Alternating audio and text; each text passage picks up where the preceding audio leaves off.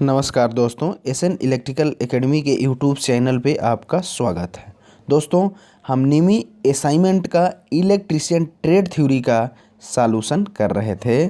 First year का second semester का second semester में हम अब तक टोटल 11 पार्टों में वीडियो अपलोड किया हुआ है। आज हमारा ये 12वां पार्ट है।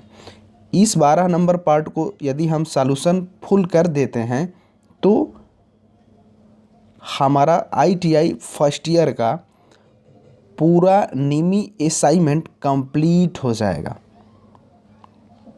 और ये वीडियो उन स्टूडेंट के लिए इम्पोर्टेंट होगी जो स्टूडेंट आईटीआई फर्स्ट ईयर के हैं और उनका सीबीटी एग्ज़ाम देना है, तो उनके एग्ज़ाम में 100% इस असाइनमेंट से क्वेश्चन आते हैं। और जो कंपटीशन एग्ज़ाम के तैयारी करने वाले भी स्टूडेंट हैं, वो स्टूडेंट भी इस वीडियो को देख सकते हैं। उनके कंपटीशन एग्ज़ाम में भी इस निमी असाइनमेंट से क्वेश्चन आते हैं। तो आइए दोस्तों, क्वेश्चन हम देखते हैं। क्वेश्चन जो है, पिछली वीडियो में हम 235 नंबर तक क्वेश्चन का सॉल्यूशन किया था। इस वीडियो में हम 236 से स्टार्ट कर रहे हैं। पहला जो 236 नंबर क्वेश्चन है, ये कह रहा है कि ट्रांसफार्मर पर ओपन सर्किट परीक्षण करने द्वारा किस शक्ति हानि का आकलन किया जाता है। अगर ट्रांसफार्मर पे ओपन सर्किट परीक्षण किया जाता है तो उससे आयरन लॉस ज्ञात किया जाता है, और आयरन लॉस को हम कोर लॉस भी कहते हैं, और ये कांस्टेंट लॉस के अंतर्गत आता है। तो ऑप्शन नंबर डी में दिया हुआ है कोर लॉस, इसलिए ऑप्शन नंबर डी सही हो जाएगा। अगर इसी क्वेश्चन में कहता कि शॉर्ट सर्किट टेस्ट से कौन सा लॉस ज्ञात किया जाता है, तो शॉर्ट सर्किट टेस्ट से कॉपर लॉस ज्ञात किया जाता है। उस कंडीशन में ऑप्शन नंबर सी सही होता है। और याद रखिएगा, कॉपर लॉस जो होता है वेरिएबल लॉस के अंतर्गत आता है, और कोर लॉस आयरन लॉस जो होता है वो कांस्टेंट लॉस के अंतर्गत आता है। नेक्स्ट क्वेश्चन है 237 नंबर। इसमें कह रहा है कि ट्रांसफार्मर के तेल के क्रैकल टेस्ट से किसका निर्धारण किया जाता है। क्रैकल टेस्ट से ट्रांसफार्मर ऑयल में नमी मॉइस्चर ज्ञात करने का क्रैकल टेस्ट से किया जाता है। क्रैकल टेस्ट से ट्रांसफार्मर ऑयल में नमी मॉइस्चर का पता चल जाता है, इसलिए क्रैकल टेस्ट से हम नमी ज्ञात करते हैं। किसमें? ट्रांसफार्मर ऑयल में, जो कि ऑप्शन नंबर बी में दिया हुआ है, इसलिए ऑप्शन नंबर बी सही हो जाएगा। Next question 238 number. इसमें कह रहा है कि पावर ट्रांसफार्मर का कोर बनाने के लिए किस सामग्री का उपयोग किया जाता है। पावर ट्रांसफार्मर हो, आइडियल ट्रांसफार्मर हो, बेस्ट से बेस्ट कोर मटेरियल के लिए जो प्रीफर किया जाता है वो CRGO होता है, cold rolled grain oriented material का प्रयोग किया जाता है। इसका फुल फॉर्म भी कंपटीशन एग्जाम में पूछता है, जो कि ऑप्शन नंबर डी में दिया हुआ है, कोल्ड रोल्ड ग्रेन ओरिएंटेड, इसलिए ऑप्शन नंबर डी सही हो जाएगा। Next question 239 number. इस फिगर को देख करके आपको बताना है कि ये कौन सा ट्रांसफार्मर का टाइप है। यहाँ ध्यान से आप देखेंगे तो यहाँ प्राइमरी वाइंडिंग लिखा हुआ है, यहाँ सेकेंडरी वाइंडिंग लिखा गया है, अर्थात इसमें 2 कोर हुई और ये कोर संरचना टाइप है, और इस पर प्राइमरी वाइंडिंग हो गई और इस पर सेकेंडरी वाइंडिंग हो गई। तो ये जो ट्रांसफार्मर का निर्माण हुआ, ये कोर टाइप ट्रांसफार्मर का निर्माण हुआ, जो कि ऑप्शन नंबर बी में दिया हुआ है, इसलिए ऑप्शन नंबर बी सही हो जाएगा। ऑप्शन नंबर ए में दिया हुआ है ऑटो ट्रांसफार्मर। ऑटो ट्रांसफार्मर का जो स्ट्रक्चर होगा, एक ही वाइंडिंग होगी और इसी पर प्राइमरी वाइंडिंग और इसी पर सेकेंडरी वाइंडिंग भी लगा दी जाएगी। ऑटो ट्रांसफार्मर की प्राइमरी और सेकेंडरी को हम पृथक नहीं कर सकते, अर्थात ऑटो ट्रांसफार्मर का स्ट्रक्चर जो होगा ऐसे होगा, एक ही कोर पर इसकी दोनों वाइंडिंग प्राइमरी और सेकेंडरी कर दी जाएगी। और सेल टाइप ट्रांसफार्मर जो होता है ये सैंडविच वाइंडिंग करता है। इस पर पहले LP लो वाइंडिंग की जाती है, उसके बाद इंसुलेशन लगा के हाई बाइंडिंग की जाती है। एक के ऊपर लो बैंडिंग हाई बैंडिंग, लो बैंडिंग हाई बैंडिंग, और इसके कोर पे जो बैंडिंग होती है पहले वो लो बैंडिंग होती है। लो इसलिए रखा जाता है कि कहीं इंसुलेशन ख़राब हो तो बॉडी में करंट का फ्लो ना हो। तो इस बैंडिंग को हम सैंडविच बैंडिंग कहते हैं, और सैंडविच बैंडिंग जो होती है सेल टाइप ट्रांसफार्मर में की जाती है। नेक्स्ट क्वेश्चन 240 नंबर, इसमें कह रहा है कि पावर ट्रांसफार्मर में विस्फोटक बेंट प्रदान करने का क्या उद्देश्य है। जब मेन टैंक में ऑयल हीट होता है तो वो प्रेशर बनाता है, गैस एक तरीके से बन जाती है और वो रिलीज नहीं होती तो इमरजेंसी तौर पे एक्सप्लोजन बेंट होता है। ये इस पे कार्क लगा रहता है, ये टूट जाता है प्रेशर के दबाव से, इस टैंक के प्रेशर के दबाव से टूट जाता है और इसका प्रेशर इमरजेंसी कंडीशन में इस एक्सप्लोजन बेंट से रिलीज हो जाता है। अर्थात एक्सप्लोजन बेंट का प्रदान क्या करने को हुआ, प्रेशर रिलीज करने का काम किया, जो कि ऑप्शन नंबर डी में दिया हुआ है, प्रेशर रिलीजिंग, दबाव छोड़ना, इसलिए ऑप्शन नंबर सी सही हो जाएगा। नेक्स्ट क्वेश्चन है 241 नंबर, इसमें कह रहा है कि बिजली ट्रांसफार्मर में ग्लूकोज रिले का क्या कार्य है। ग्लूकोज रिले जो होता है वो ट्रांसफार्मर में सेफ्टी के उद्देश्य से लगाया जाता है। ये ट्रांसफार्मर में आंतरिक फॉल्ट बड़ा हो जाता है तो ट्रांसफार्मर को ये ट्रिप कराने का काम करता है। ट्रिप हो जाएगी सर्किट और ट्रांसफार्मर सुरक्षित बच जाएगा। अर्थात हम कह सकते हैं कि ओवरलोड और शॉर्ट सर्किट में भी यदि कोई फॉल्ट आता है ट्रांसफार्मर में, सभी प्रकार के इंटरनल फॉल्ट को बचाने का जो काम करता है वो ग्लूकोज रिले ही होता है। ऑप्शन नंबर आप डी में देखेंगे तो लिखा है अतिभार और लघु पतन दोनों से सुरक्षा प्रदान करता है ग्लूकोज रिले, जो कि ऑप्शन नंबर डी में दिया हुआ है, इसलिए ऑप्शन नंबर डी सही हो जाएगा। नेक्स्ट क्वेश्चन 242 नंबर, इसमें कह रहा है कि क्यों विभव ट्रांसफार्मर का प्राथमिक पतली और बड़ी घुमाव में साथ कुंडलित किया जाता है। विभव ट्रांसफार्मर, बता दें आपको कि इंस्ट्रूमेंट ट्रांसफार्मर जो होता है वो दो प्रकार का होता है, एक सीटी होता है और एक पीटी होता है। सीटी को हम करंट ट्रांसफार्मर कहते हैं और ये स्टेप अप ट्रांसफार्मर होता है, और पीटी को वोल्टेज ट्रांसफार्मर कहते हैं और ये स्टेप डाउन ट्रांसफार्मर होता है। और साथ ही साथ याद रखिएगा पीटी जो है हाई वोल्टेज मेज़र करेगा और सीटी जो है हाई करंट मेज़र करेगा। तो पीटी जो है पोटेंशियल ट्रांसफार्मर है, स्टेप डाउन ट्रांसफार्मर है, तो इसमें प्राइमरी जो है पतला अधिक टर्न लगाने का उद्देश्य ये होता है कि इससे हम हाई इंडक्टेंस प्राप्त कर सकें। हाई इंडक्टेंस प्राप्त करने का ही मेन पर्पज होता है प्राइमरी में पतला तार, थिन वायर, मैक्सिमम टर्न, जो कि ऑप्शन नंबर ए में दिया हुआ है उच्च प्रेरण देने के लिए, यानी ऑप्शन नंबर ए सही हो जाएगा। नेक्स्ट क्वेश्चन 243 नंबर,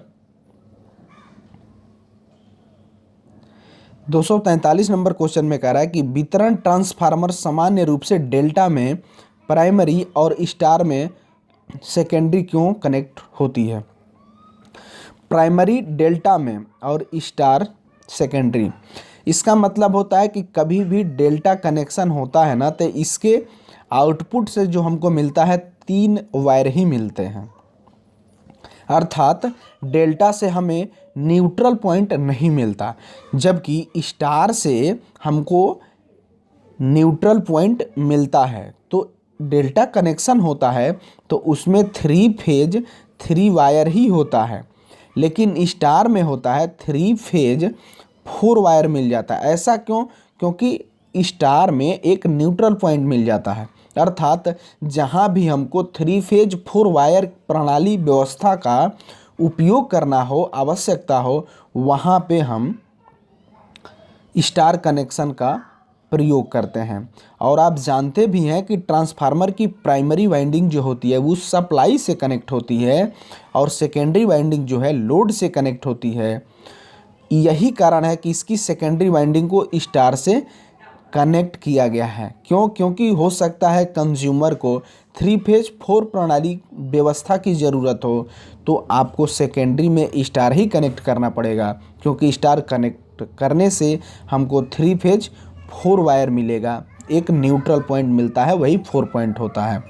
जो कि ऑप्शन नंबर आप डी में देखेंगे तो 3 कला 4 तार प्रणाली के आसान वितरण के लिए, यानी ऑप्शन नंबर डी सही हो जाएगा। याद रखिएगा, उस क्वेश्चन में कंपटीशन एग्जाम में भी पूछता है क्वेश्चन कि किस कनेक्शन से हम न्यूट्रल प्राप्त करते हैं, तो स्टार से प्राप्त करते हैं, डेल्टा से नहीं प्राप्त करते। ये याद रखिएगा, कंपटीशन में पूछा हुआ क्वेश्चन है। 244 नंबर क्वेश्चन कह रहा है कि एक आदर्श ट्रांसफार्मर में किस प्रकार का ईएमएफ प्रेरित होता है। इसमें 2 टाइप के क्वेश्चन बनते हैं। यदि कहे कि ऑटो ट्रांसफार्मर में इंड्यूस्ड ईएमएफ कैसे बनता है, कैसे उत्पन्न होता है, तो ऑटो ट्रांसफार्मर के लिए ये जो होता है सेल्फ इंडक्शन होता है, जो कि ऑप्शन नंबर ए में दिया हुआ है। तो ऑटो ट्रांसफार्मर में इंड्यूस्ड ईएमएफ कहेगा तो आप उत्तर देंगे सेल्फ इंडक्शन ईएमएफ। लेकिन बाकी कोई भी ट्रांसफार्मर हो, आइडियल नहीं भी हो, ऑटो नहीं लगाया है, बकिया सब ट्रांसफार्मर जो हैं म्यूचुअल इंडक्शन ईएमएफ पर आधारित होते हैं या म्यूचुअल इंडक्शन ईएमएफ उत्पन्न करते हैं। और यहाँ आइडियल ट्रांसफार्मर की बात कर रहा है, ऑटो की नहीं बात कर रहा है, तो ये जो इसके द्वारा ईएमएफ उत्पन्न होगा वो म्यूचुअल इंडक्टेंस होगा, जो कि ऑप्शन नंबर बी में दिया हुआ है, म्यूचुअल इंडक्शन ईएमएफ, इसलिए ऑप्शन नंबर बी सही हो जाएगा।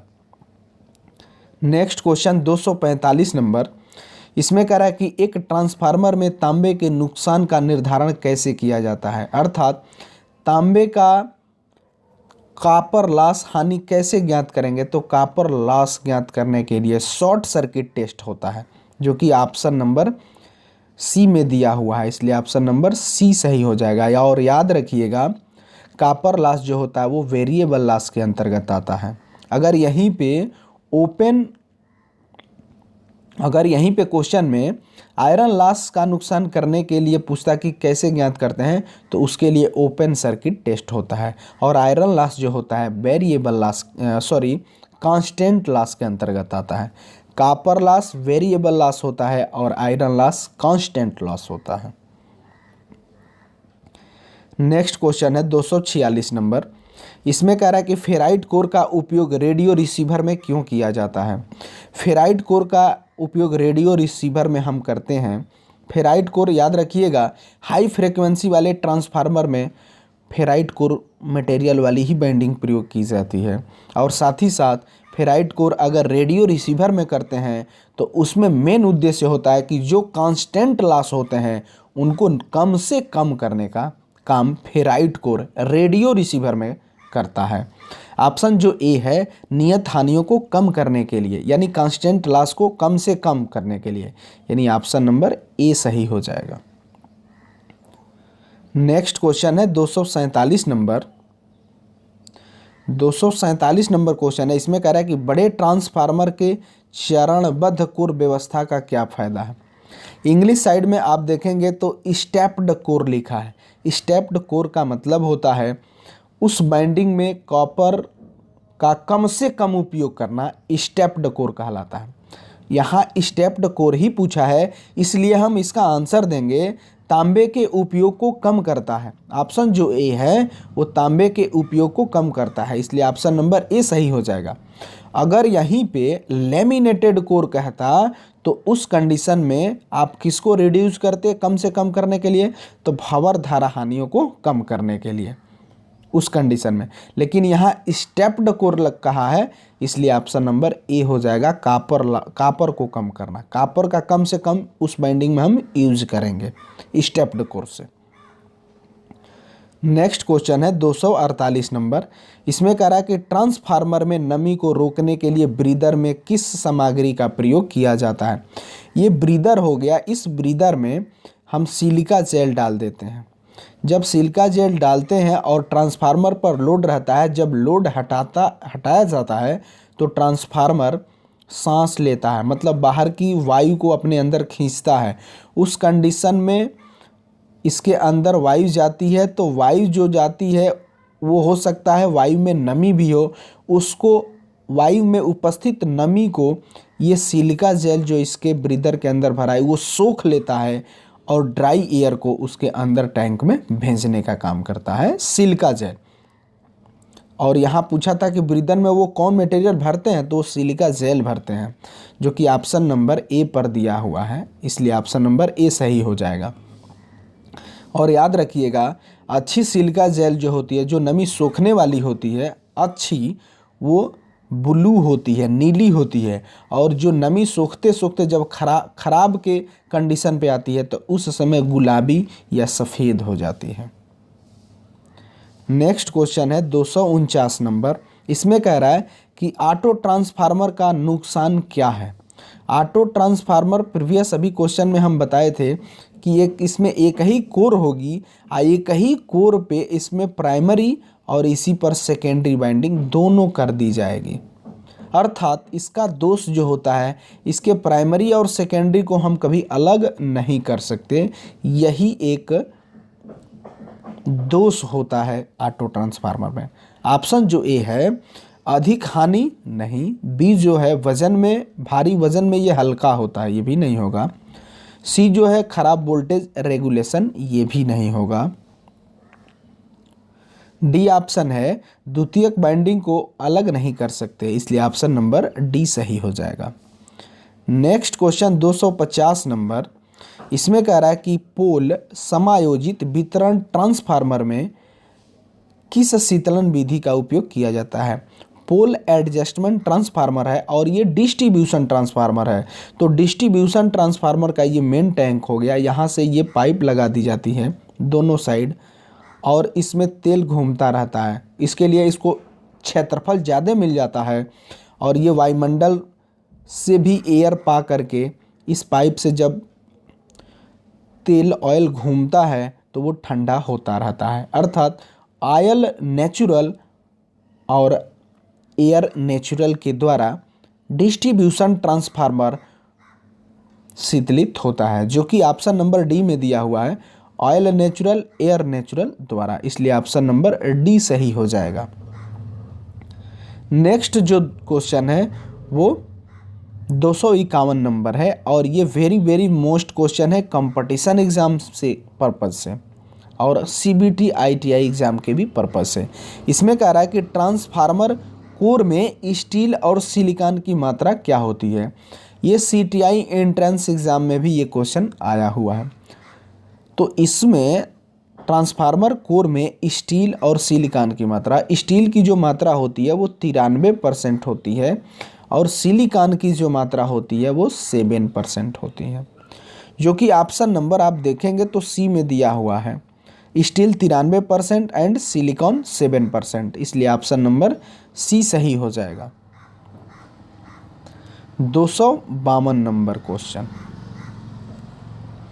252 नंबर क्वेश्चन कह रहा है कि बिजली ट्रांसफार्मर में टैप चेंजिंग का क्या उद्देश्य है।